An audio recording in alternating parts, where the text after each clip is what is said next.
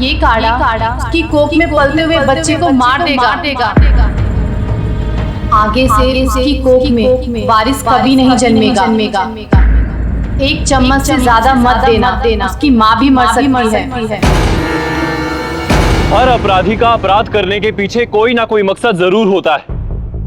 फिर ये व्यक्ति किस इरादे से इस महिला के अजन्मे बच्चे की हत्या कर देना चाहता? नमस्कार, सावधान पंजाब फाइट बैक नाउ में मैं सौरभ राज जैन आपका स्वागत करता हूं। पंजाब के एक गांव में एक महिला मां बनने वाली थी। उसके बच्चे के रूप में उस मां और उसके परिवार में खुशियां आने वाली थी। फिर ऐसा क्या हुआ कि कोई व्यक्ति उस अजन्मे बच्चे की हत्या कर देना चाहता था? आखिर एक बच्चा जो अभी तक इस दुनिया में भी नहीं आया था, उसकी किसी से क्या दुश्मनी हो सकती? क्या था इसके पीछे का सच? आइए जानने के लिए देखते हैं पंजाब की ये सनसनीखेज वारदात।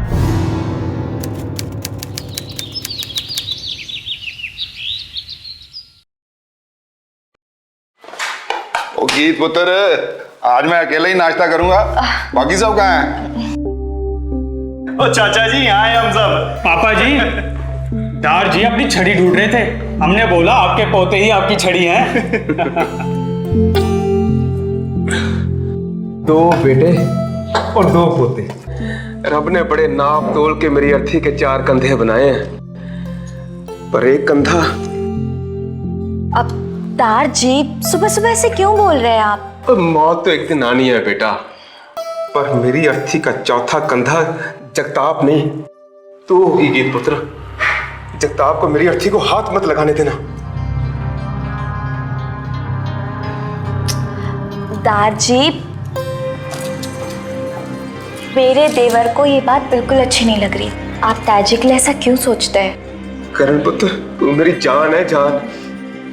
बस अपने बाप की आदतें मत पाल लेना। दार जी, दारू के ठेके वाला बोल रहा था कि कल ताया जी ने दारू पी के एक ट्रक वाले की खोपड़ी खोल दी। ये तो उसने बात को संभाल लिया, नहीं तो ताया जी को पुलिस पकड़ कर ले जाती। बस यही एक दाग लगना रह गया था गज्जन सिंह की इज्जत पे कि उसका बेटा जेल में। खुदार जी, जगताप वीर जी हताश है जिंदगी से, इसीलिए दारू का सहारा ले लिया। और हताश तो उसने मैनू किया है, तो मुझे कमियां ना छिपा।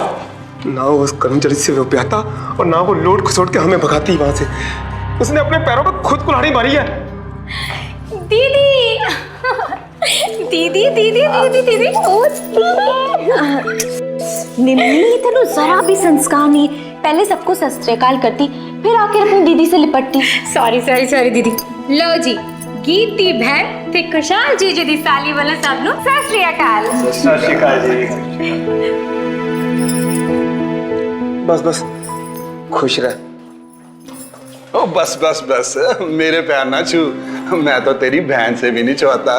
तो ठीक है, फिर मैं आपसे हाथ मिला लेती हूँ। अरे वाह। दादी, मैं आपको बताना ही भूल गई। निम्मी अपनी छुट्टियां कुछ दिनों के लिए मेरे साथ बिताना चाहती थी, तो अब मैं तो घर से जा नहीं सकती, इसलिए मैंने उसे यहीं बुला लिया।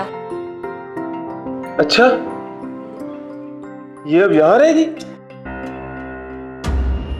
दार जी, क्यों मेरी साली को डरा रहे हो? निम्मी तो टेंशन ना ले, दार जी तो तेरे साथ मजाक कर रहे हैं। ओ पापा जी, आप ही ना बच्चों वाली हरकतों से बाज नहीं आओगे। ओए निम्मी, तू जितनी देर चाहे ना छुट्टियां मना यहाँ पे। ठीक है। दार जी चलो पेपर छोड़ दो, आपकी दवाई का टाइम हो गया है। ओ दवा बाद में, पहले तो दलजीत को फोन कर, उससे कह कल अपनी वकालत मेरे साथ आके करे। तड़के ही बोलो उसे खेत में आने के लिए। वकालत? हाँ, उससे वसीयत बनवानी है बेटा। वसीयत? दार जी, जब भी मैं वसीयत का नाम सुनती हूँ ना, इन्हें अपने पापा और चाचा की याद आ जाती है। आज तक दोनों ने एक दूसरे से बात नहीं की। बंटवारे के जहर ने ऐसी दरार डाली कि पूछो ही मत। बेटा, जहर बंटवारे में नहीं, आदमी की गलत सोच में होता है। मेरे मरने के बाद ये जहर अपने परिवार में ना घोले, इसीलिए तो ये वसीयत बनवा रहा हूँ। पर दादी, हमारा परिवार तो मिलके रहता है ना। बेटा, इसीलिए तो जमीन पे लकीर खींच रहा हूँ, दिलों पे नहीं। समझ गई? तो जाके फोन कर उसे, दवा मैं बाद में खा लूंगा। जा। नहीं, दवाई आप खाइए, मैं जाके फोन करती हूँ। हाँ, तू जाके फोन कर।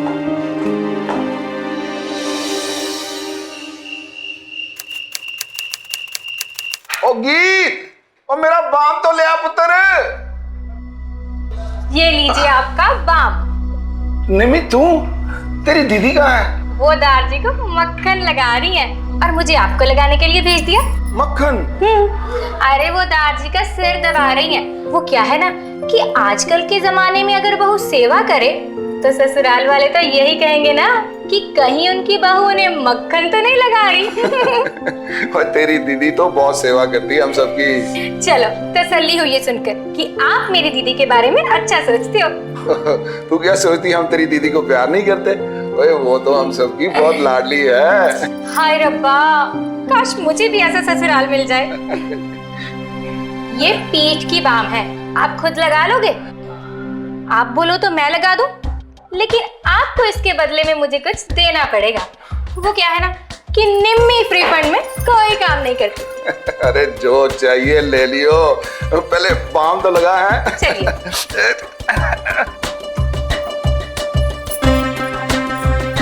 चलिए हो गया।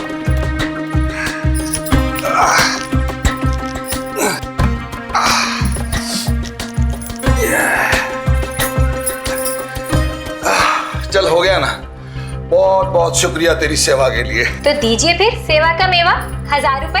बाम लगाने के 1000 रुपए? अरे क्या कर रही है तू? ये क्या, पर्स में सिर्फ इतना कैश? अरे 500 रुपए।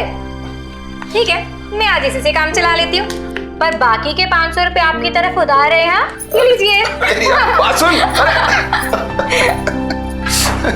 चली ना हुए था।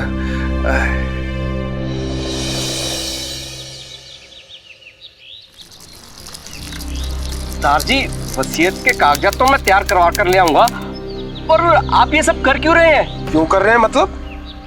तेरे से फ्री में थोड़ा काम करवा रहे हैं, पैसे देने तेरे को। जल्दी से टाइप करवा के लेके आ। ओह, आप तो नाराज हो गए। मैंने तो बस वैसे ही बोल दिया था। ठीक है, मैं 2-4 दिन में वसीयत के कागजात तैयार करवा के ले आता हूँ। हाँ ले आओ।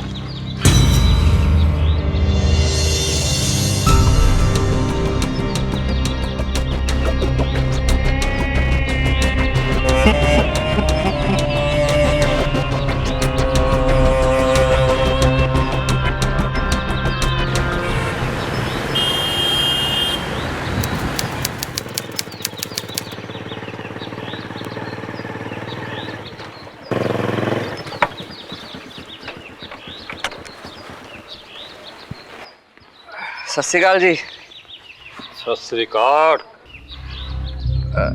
जगताप वीर जी, आपको देख के ना बड़ा तरस आता है मुझको।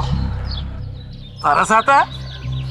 और मैं सरदार कज्जन सिंह का बेटा हूँ और तू साला मेरी खिल्ली उड़ा रहा है? खिल्ली तो आपके पापा जी आपकी उड़ाने वाले हैं। हैरान ना हो, सच बोलूंगा तो सिर्फ दारू का ही नहीं, पुरखों की जमीन जायदाद धन दौलत सबका नशा उतर जाना है आपका।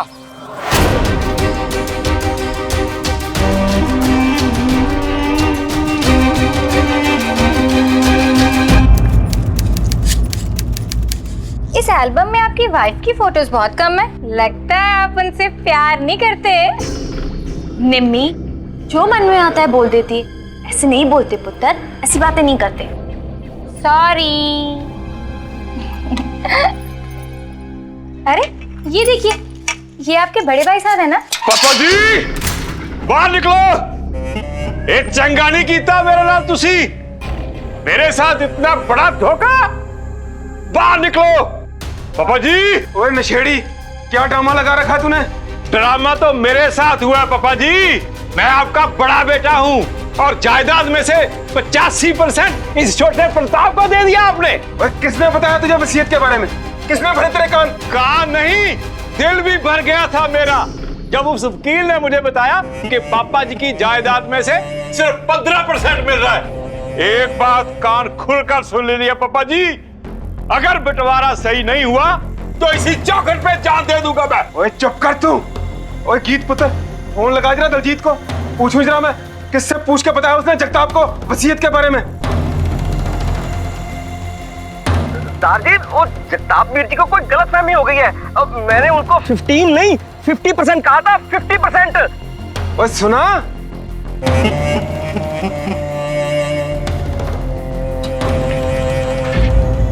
और वो दल जीते तूने किससे पूछ के बताया जगताप को वसीयत के बारे में? वो जी वो उन्होंने खुद मेरा रास्ता रोककर मुझसे जबरदस्ती पूछने लगे। मैं क्या करता जी, मैंने बताना पड़ा। जब बताना पड़ा इसे।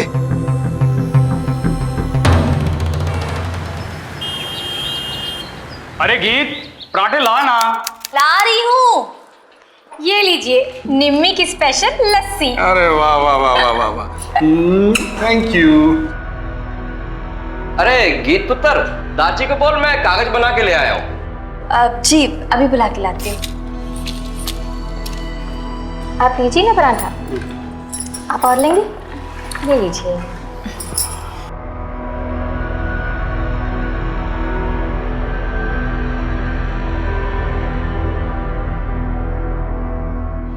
ठीक है, बस कुछ थोड़ा बहुत चैरिटी वास्ते। चलो मैं तुम्हें छट के आऊँ। चल पुत्र चल। एक और।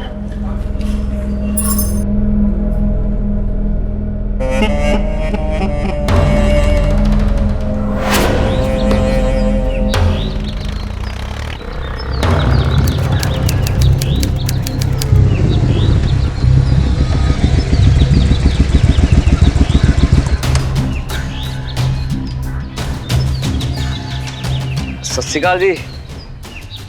ओए सत श्री अकाल वकील साहब, क्या हाल है तेरा? बस जी ठीक है।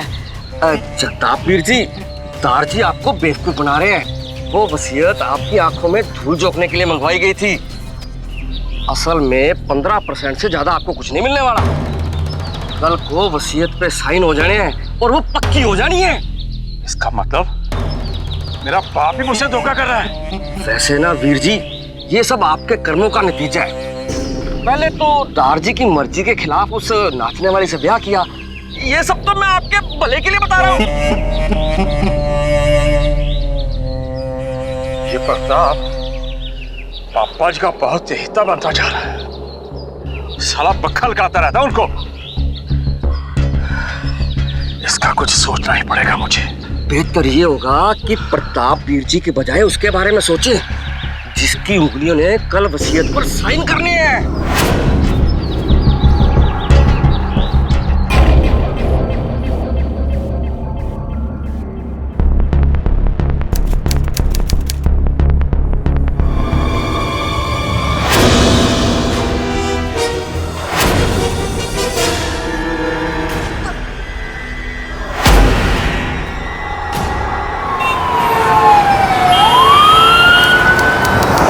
तेजधार हथियार से हत्या हुई है इनकी। कुलवंत, इनकी लाश को पोस्टमार्टम के लिए भेजो।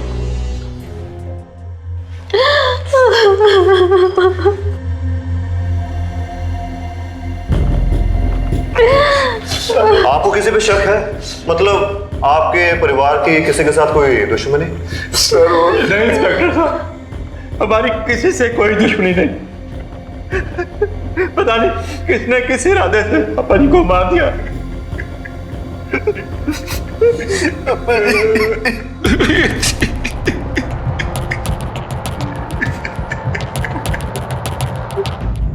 इस जॉइंट फैमिली के मुखिया गज्जन सिंह की हत्या हो चुकी थी। क्या वक्त रहते ये परिवार इस हत्या के पीछे का सच जान पाएगा? आइए देखते हैं।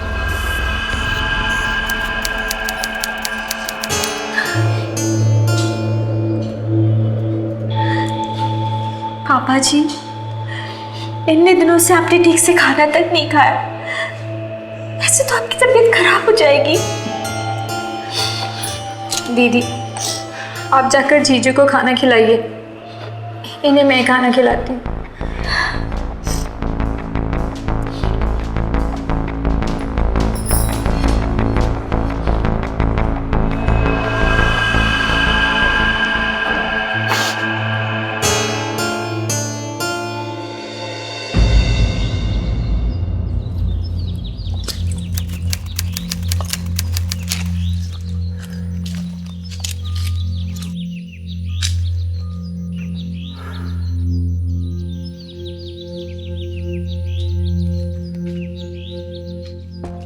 करण किथे? देख नहीं रहा मैनू? पता नहीं।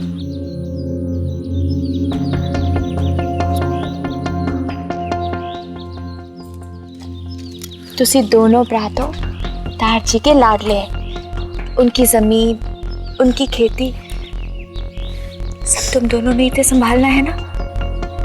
इस तरह कल्ले कल्ले बैठे रहोगे तो तार जी की आत्मा को बहुत दुख होगा। गीत, मेरा किसी भी बात में जी नहीं लग रहा। एक बार वो कातिल मेरे सामने आ जाए, मैं उसका गला घोट जाऊंगा। तुसी परेशान ना हो, पुलिस है ना, वो से ढूंढ निकाले। तुसी जाके अपना मुंह धो। करण कितने है? इतने आस पास ही होगा, मैं अभी बुला के आती हूँ।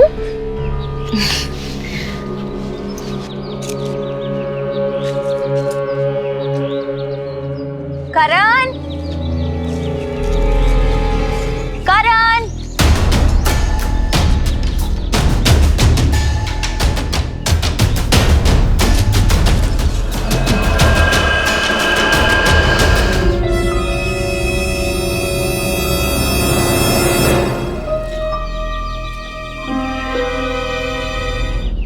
हो सकता है कि इस कुर्ते का ताल्लुक उस कातिल से हो।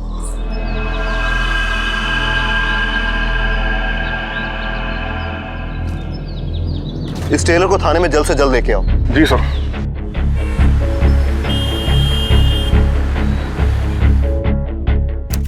सर यही है वो टेलर।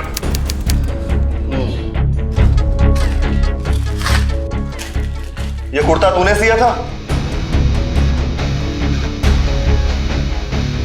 जी सर। किसके लिए सिया था? ये वो बड़ी कोटी वाले जगताप सिंह है ना, उनके लिए सिया था। इंस्पेक्टर साहब मेरी बात तो सुनिए, मैं क्यों अपने पापा जी का खून करूंगा? मुझे तो खुद भी पता चला कि मेरा कुर्ता वहां पहुंचा कैसे है। जो बोलना है थाने चल के बोलना। सर मैं आपके सामने हाथ जोड़ता हूँ, आप मेरी बात को समझने की कोशिश करें सर जी। सर जी, सर जी, मेरा विद्यार्थी विशाल, विशाल तेरे ताया जी कितने भी बुरे हो, लेकिन वो पापा जी को नहीं मार सकते। हमें वीर जी को जेल से छुड़ाना होगा यार।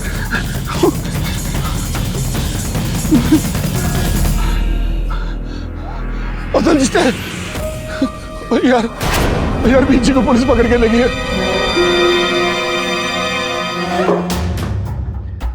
जरा क्रॉस चेक करो, ये वाकई ठेके पे था या झूठ बोल रहा है? Okay sir.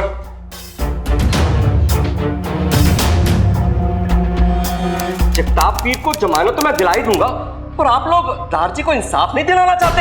ओए, तेरा मतलब क्या है? मतलब क्या है तेरा? पापा जी ने दारजी को मारा, ये कहना चाहता तू? मैं तो बस एक अंदाजा लगा रहा था। उनका कुर्ता ढूंढकर जेल में पहुंचाने वाले तो तुम्हारा भरा कुशाल और परजाई गीत थे। तो तुम मुझ पर इतना गुस्सा क्यों निकाल रहे हो? करण, माना कि कुर्ता ताया जी का था, पर मेरा मन कहता है कि वो बेकसूर है। बेकसूर? तो जीजी सही कह रहे हैं, ताया जी नफरत करते थे दारजी से। मैंने तो लगता है कि उन्हें ही ताया जी ने मारा है। कुशाल, तू पापा जी को कातिल मानता है? हाँ, मुझे कोई शक नहीं, क्योंकि तेरा बाप इंसान नहीं जानवर है, जानवर। उसने मेरे दारजी ने मार दिया। कमीना साला! तेरी हिम्मत कैसे हुई मेरे पापा जी को गाली देने की? है मैं तुझे छोड़ूंगा नहीं। बस शर्म आनी चाहिए तुम दोनों भाइयों को, अपने ही घर में फूट डालते हुए। हाँ हाँ, नहीं मानता इसे मैं अपना भाई। वैसे भी ये सगा नहीं है, इसके अंदर उस नाचने वाली का खून है जिससे दारजी नफरत करते थे। एकदम जा। करण, कितने जा रहे हैं? से नाराज होके नहीं जाते। बस परजाई जी, बस ये दिखावा करना ना बंद करो। मैं सब समझता हूँ, कम नहीं हूं आप किसी से।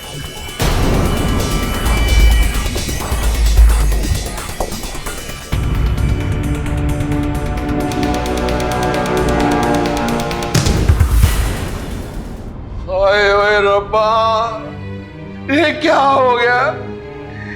क्यों बिखेर के रख दिया इस घर को? जब भी मैं वसीयत का नाम सुनती हूँ ना, इन्हें अपने पापा और चाचा की याद आ जाती है। आज तक तो उन्होंने एक दूसरे से बात नहीं की। बेटा, जहर बंटवारे में नहीं, आदमी की गलत सोच में होता है। मेरे मरने के बाद ये जहर अपने परिवार में ना घोले, इसीलिए तो ये वसीयत बनवा रहा हूँ। पर दारजी, हमारा परिवार तो मिलके रहता है ना। बेटा इसीलिए तो जमीन पे लकीर खींच रहा हूँ, दिलों पे नहीं।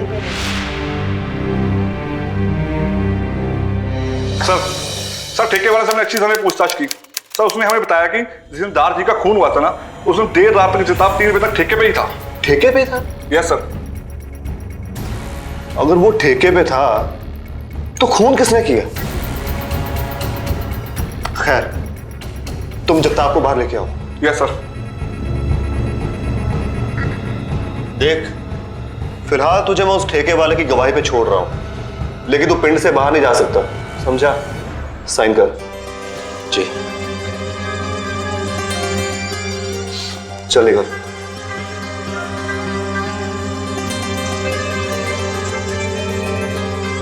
नजर रख इस पे।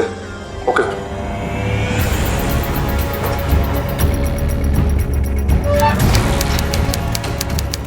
जी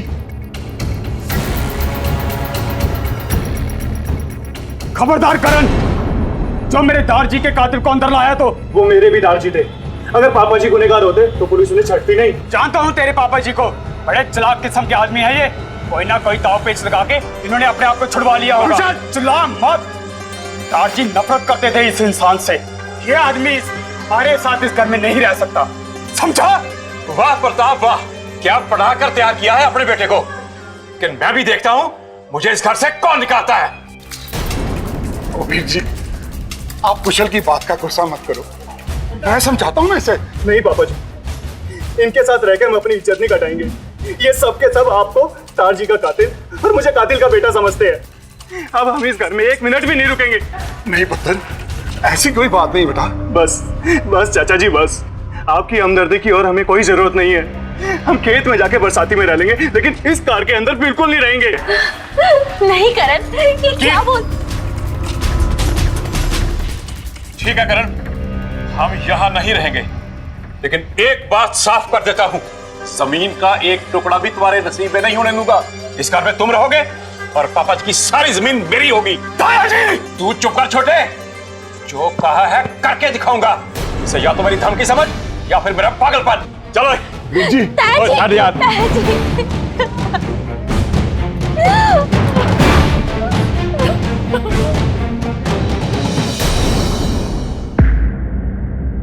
दारजी नई विल पर साइन करने से पहले ही उस हादसे का शिकार हो गए थे, इसलिए उनकी पुरानी विल जो कि वो अपने मरने से पहले लिखकर चले गए थे, वही अब दोनों परिवारों का बंटवारा करेगी। क्या पापा जी पहले भी कोई बिल बना के गए हैं? मुझे तो ये सारी इस प्रताप की चाल लगती है, जिसमें मुझे 15% और इसको 85% मिलने वाला था। मैं नहीं मानता किसी बिल को। ओ पापा जी शांत हो जाइए, पहले वकील ने अपनी बात तो कहने दीजिए, फिर बात करते ना हम इनसे। जगताप पीर जी, प्रताप पीर जी, दारजी अपनी पहली विल पर लिखकर गए हैं कि उनके मरने के बाद उनकी सारी जायदाद पर उनके दोनों पोतों का हक होगा, और वो भी एकदम बराबरी का।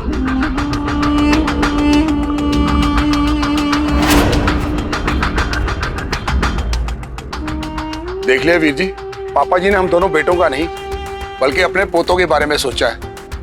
अब तो आपको खुश होना चाहिए कि आपके करण और मेरे कुशाल दोनों को बराबरी का हिस्सा मिल रहा है।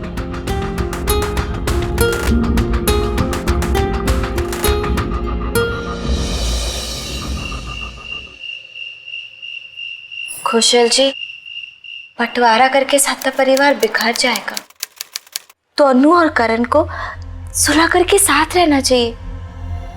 दारजी की खुशी भी इसी में थी।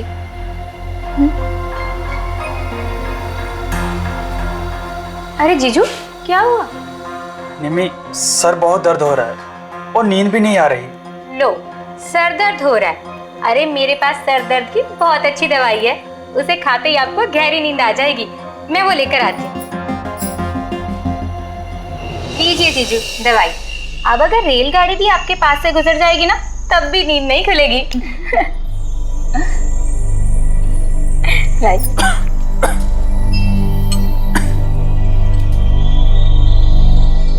चलिए दीदी, अब हम जीजू को आराम करने देते हैं। हम मेरे कमरे में चलते हैं, ढेर सारी बातें करेंगे। चलिए।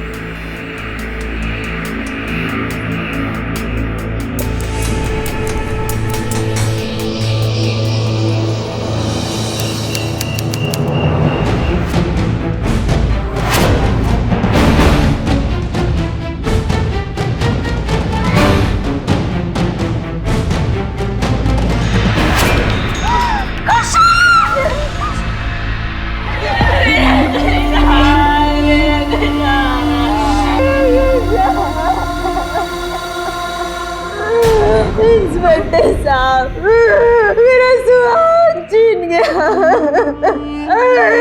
तुम उस कातिल को मत छोड़ना। मुझे लगता है कि सरदार जी की हत्या और कुशल की हत्या के तार आपस में जुड़े हुए हैं। पहले तो हम जगताप पे कोई इल्जाम साबित नहीं कर पाए थे, लेकिन अब कुछ ऐसा हुआ है कि जिससे सारा शक उस पे जा रहा है।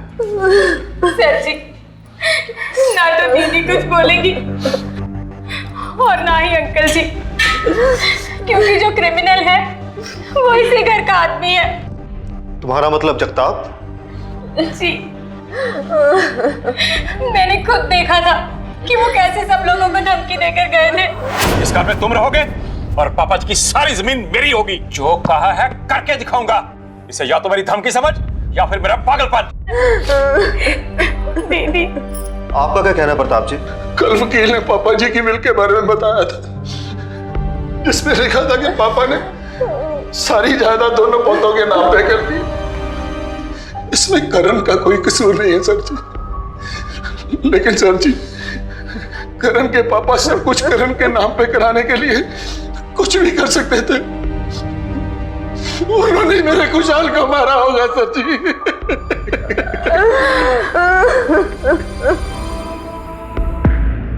क्या दार जी की और कुशाल की हत्या जायदाद के लिए की गई थी या इसके पीछे कोई और ही राज था?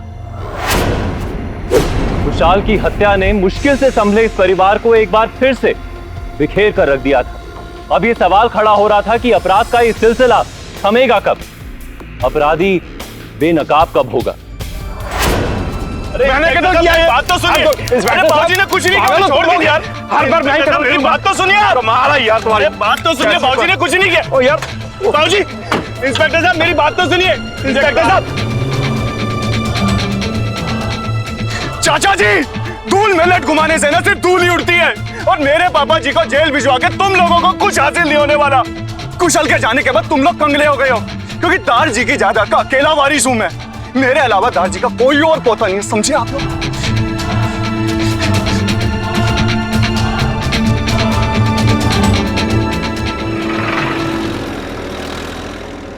करण ने बड़ी अचूक चाल चली है। वसीयत के मुताबिक वसीयत पर सिर्फ पोतों का हक है और वही एक पोता बचा है जो अब जिंदा है। तो हमें क्या करना चाहिए दलजीत जी? एक ही सॉल्यूशन है और वो ये है कि प्रताप वीर जी शादी कर ले। उससे उनका जो बच्चा होगा उसका पूरा मालिकाना हक होगा दार जी की जायदाद पर। की गल कर रहे हैं दलजीत जी? पापा जी शादी करने को नहीं मानेंगे, और अगर वो मान भी जाएंगे तो इस उम्र में ऐसी कौन सी औरत होगी जो उनसे शादी करके उनको बच्चा झटके दे सके? सिर्फ इतना ही नहीं, ये भी जरूरी है कि वो औरत तुम्हें धोखा ना दे। तुम अपने फायदे की सोचो, सिर्फ अपने पापा जी के बारे में नहीं। और मैं तो ये कहूंगा कि तुम अपनी बहन निम्मी की शादी प्रताप जी से करवा दो। तुम्हारी बहन तुम्हें कभी धोखा नहीं देगी। अच्छा, मैं चलता हूं।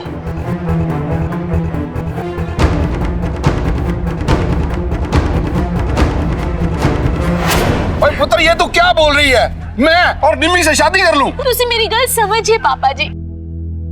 अगर दार जी का पुत्र इस दुनिया में नहीं तो सारा हक उस करण का होगा। तुसी मैं हम कैसे रवांगे? पर इस उम्र में शादी करके सारे पिंड में मजाक बन जाएगा मेरा। और वो निम्मी, वो मान जाएगी क्या? अपने फायदे वास्ते थोड़ा मजाक सहन कर लो। और रही बात उस निम्मी दी, मैंने उसे समझा लिया, बस तुसी हाँ कर दो।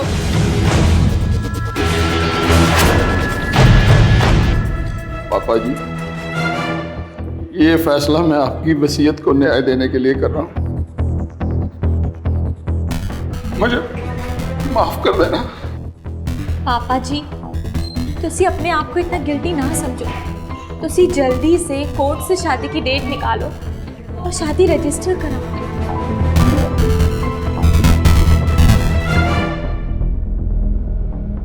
निम्मी, तुम कितना कुछ कर रही हो मेरे लिए, अपनी बहन के लिए। जीती रहे। दीदी, दीदी क्या हुआ? क्या हुआ गीत पुत्र?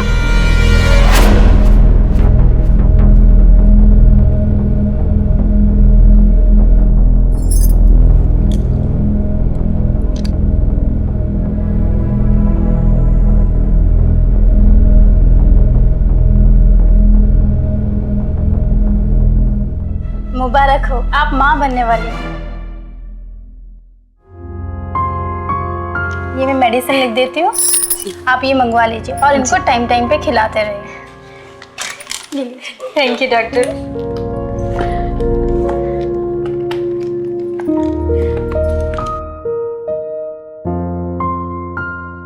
कंग्रेचुलेशन दी। ध्यान से। तू ठीक तो है ना पुत्र? हाँ पापा जी, हम जिस बात के लिए परेशान थे वक्त ने उसका हल खुद ब खुद निकाल दिया। अब निम्मी को आपसे ब्याह करने की कोई जरूरत नहीं। मेरा जो पुत्र होगा वो भी तो दारजी का पड़पोता होगा, उसे भी तो जमीन पर हक मिलेगा, है ना पापा जी? हाँ।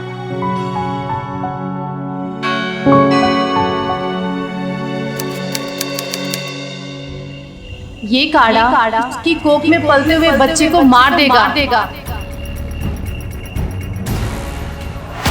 आगे से उसकी कोख में वारिस कभी नहीं जन्मेगा। एक चम्मच से ज्यादा मत देना, उसकी माँ भी मर सकती है।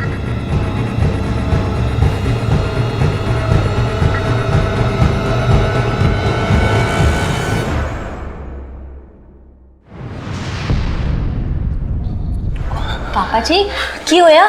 गीत पुत्र, मैं तेरे लिए काढ़ा लाया हूँ। एक बाबा जी ने मुझे दिया है, कहते हैं इसे पीने से बेटा होगा।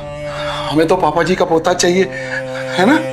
नहीं पापा जी, मम्मी जी ने मेरे वास्ते एक पूजा कराई है और उन्होंने मैंने कोई और उपाय करने से मना किया है। पुत्र, वो बहुत माने हुए बाबा जी हैं, इसे पीने से कुछ नहीं होगा। पी ले। नहीं पापा जी, मैंने ये काढ़ा नहीं चाहिए। अरे क्यों जिद कर रही है? पी ले। पापा जी पर जिद तो आप कर रहे हैं ना, मैंने कहा ना आपसे मैं ये काढ़ा नहीं पी सकती। अरे क्यों चालाक बनती है तू, हैं? पी ले। नहीं पापा जी, मैं नहीं पी सकती ये काढ़ा, मम्मी ने मना किया है मैंने। बहन के साथ शादी करने के सपने देख रहा था तू? हाँ, अरे मैंने तो उसी दिन शक हो गया था जब उस वकील ने मैंने निम्मी की शादी तेरे साथ कराने की बात की थी।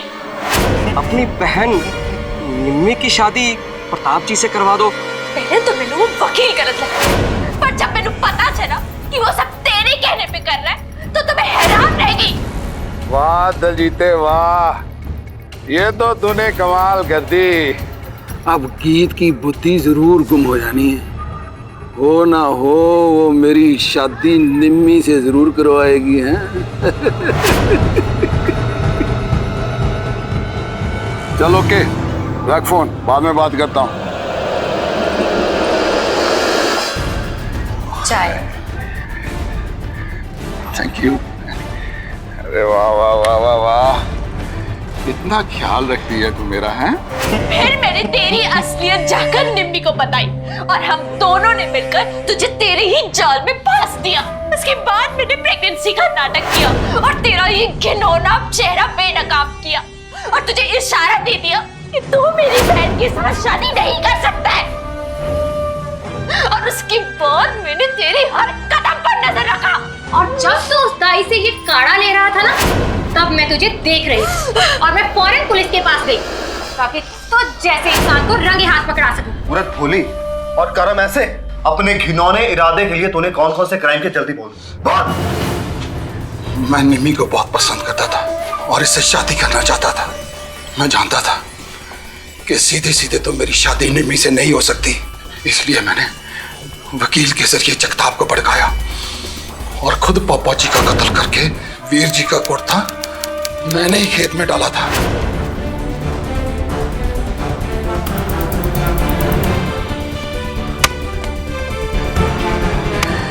क्योंकि मैं जानता था कि गीत रोज उस रास्ते से कुशाल को खाना देने के लिए जाती है और इसने वीर जी का कुर्ता देख लिया।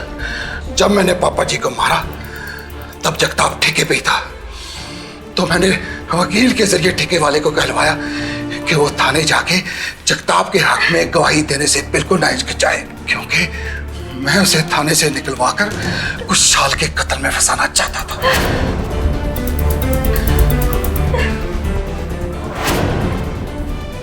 अब वक्त आ गया है कि तू पोतों वाली झूठी वसीयत का झूठा राज खोल दे।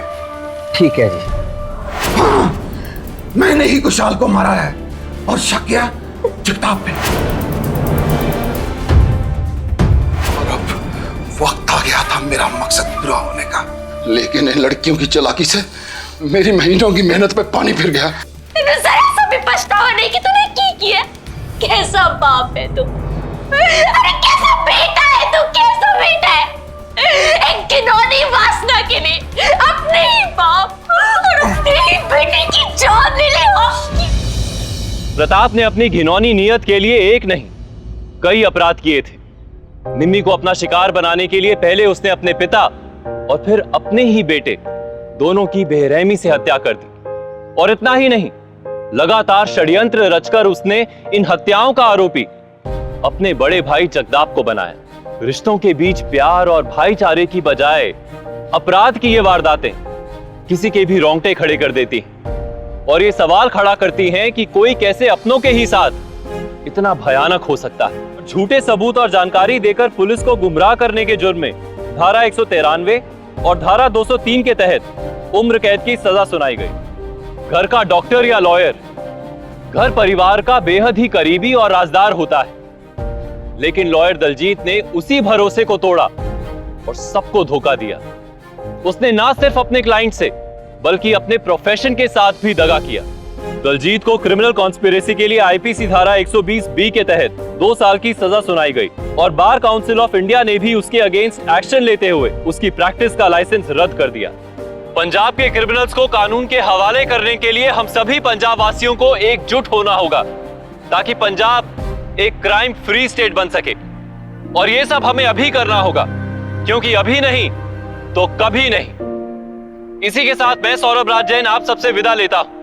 पंजाब में जुर्म को जवाब देती हुई एक और सच्ची घटना के साथ आपसे फिर से होगी मुलाकात। तब तक के लिए सावधान पंजाब, फाइट बैक नाउ।